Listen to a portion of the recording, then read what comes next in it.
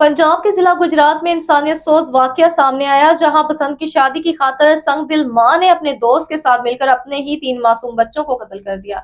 Report के मुताबिक police राय ने कहा कि सराय आलमगीर की रहायशी संग दिल सिद्धा नामी खातून 12 रोज कबल अपने 3 बच्चों के साथ अचानक लापता हो गई थी। वाकया पर शोहर की मुद्दत में मुकदमा दर्ज करके तहकीकात का आगाज किया गया है, जिसके दौरान दिल दहला देने वाला इंकशाफ सामने आया। तहकीकात के मुताबिक मुलजिमा सिद्रा ने अपने दोस्त बाबर के साथ मिलकर 2 से 7 साल की उम्र के तीनों बच्चों को गला दबाकर कत्ल कर दिया।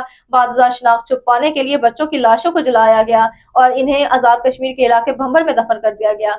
इश्क के जुनून में मुब्तला मां के हाथों कत्ल होने वाले 2 साला जिक्रिया, 4 साला हरम फातिमा, 7 साला फजर फातिमा शामिल है।